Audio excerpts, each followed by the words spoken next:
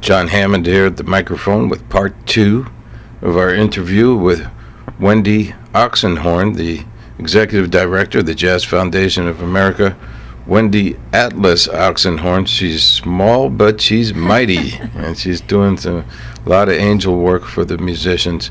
So, Wendy, the Jazz Foundation of America, you have a lot of work to do. So tell us some of the things that you'd like to get done, and some of the things that you have gotten done, and let the folks know out there. Okay. Well, for those who don't know what the Jazz Foundation of America does, is we take care of elderly jazz and blues musicians who fall on hard times. As you know, the business of music rarely takes care of musicians. And these are people that work 6-7 nights a week, or at least did when there were enough live clubs to support that. And a lot of that's dwindled. You know, we forget that we live, and I'm guilty of it too, we live with iPods attached to our heads, and we have our music all day long. And, you know, there are fewer and fewer opportunities for going out to hear live music.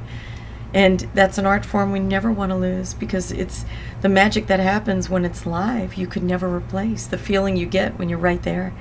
So we love to keep these people who gave us all that, all these years, and now still they're living in our iPods today.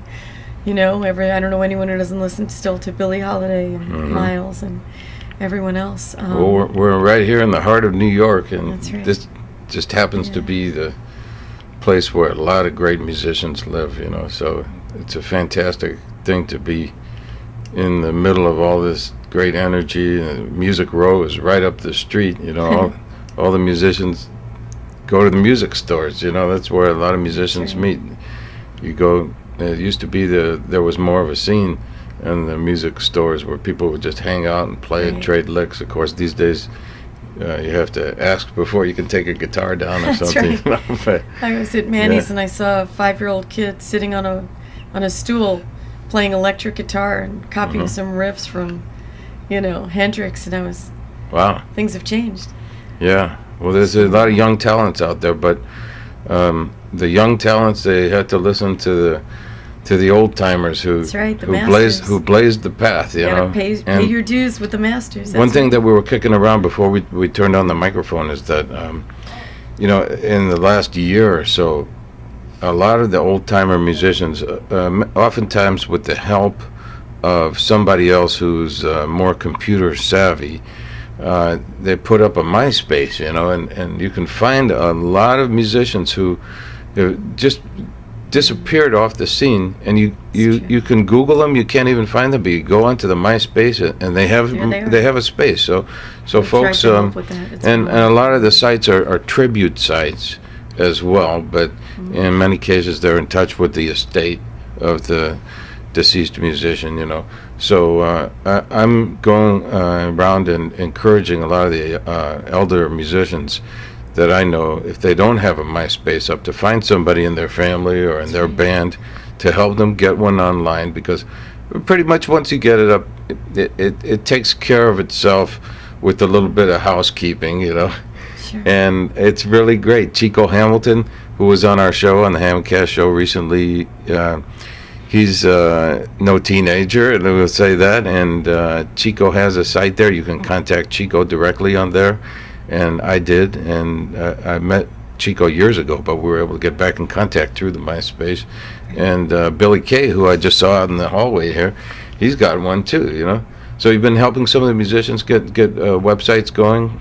Yeah, we actually have a program that I can't talk about yet, but it's going to be amazing, just amazing. That's going to be internet related, and the money will go directly to the musician's account. Wow. Yeah, it's well, very that's exciting. Really exciting. It's really a powerful thing. And the iTunes has been a wonderful thing for the musicians and the composers, you know. I got to say a special thanks to Steve Jobs, you know. He's really got his heart in the right place for the creatives, you know, and that's what it's all about, you know, because when you're playing music and you know, getting out there, going around the world, playing for people, it's all heart. It's nothing else. All heart. It's certainly not pocket.